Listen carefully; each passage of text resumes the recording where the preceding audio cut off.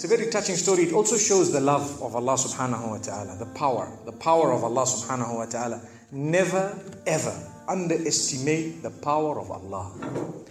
You know, there was a sheikh who mentioned this in Saudi Arabia, and there was a doctor that visited him from Pakistan and told him a story that happened to him.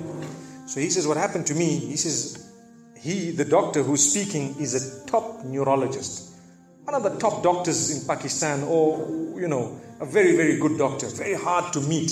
It's said that perhaps you would have to wait months on end before you can get an appointment to see him.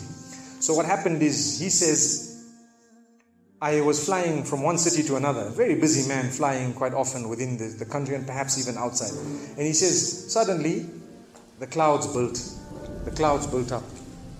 Huge clouds, and the lightning started striking, and it started pouring, and there was lots of turbulence, and one of the engines was struck and it was damaged. So we had to land. And so what happened is, the landing was at a nearby little airport or a little strip and so on.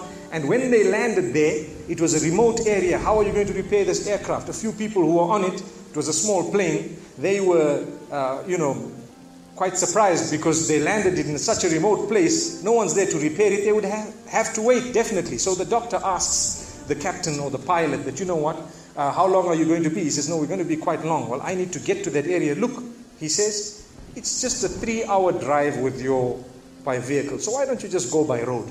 And you can go there and get there. He says, okay, good idea, because this is going to take long.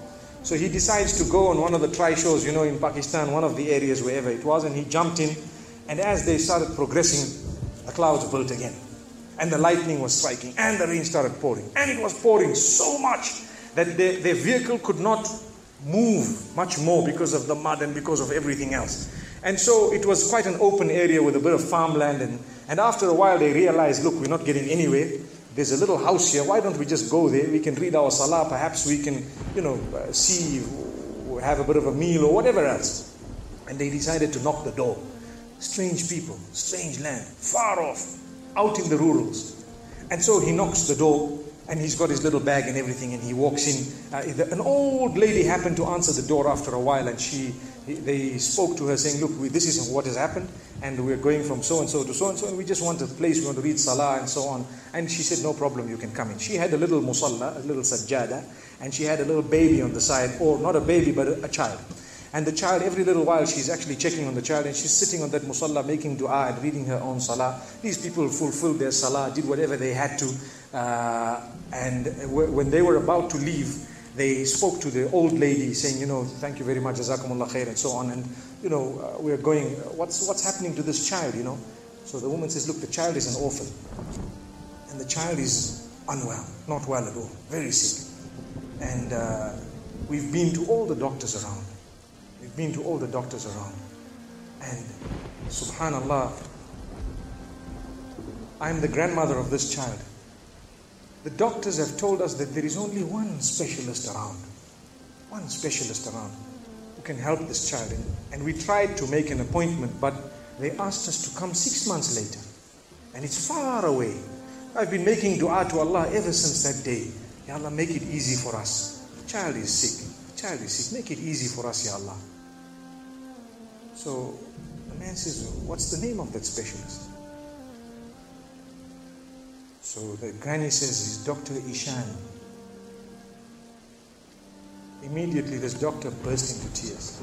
He burst into tears. Straight away, he burst into tears. Why are you crying? Your dua has just been accepted.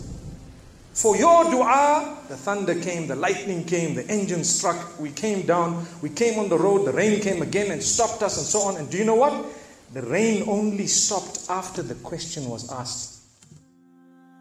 Now it happened. And now the woman starts crying. Subhanallah. And the doctor himself is telling the story, saying, that was me. It happened to me, he says. And he says, I learned that Allah's armies are beyond limits. Allah uses whatever He wants to get what He wants done. It's over. Where in the wildest of the dreams of this person would they have felt or believed that the top man, whom it is semi-impossible to see without big appointments, would actually be driven all the way to the door, knock the door, come in here, read some salah, and they would have to serve the child here. Amazing.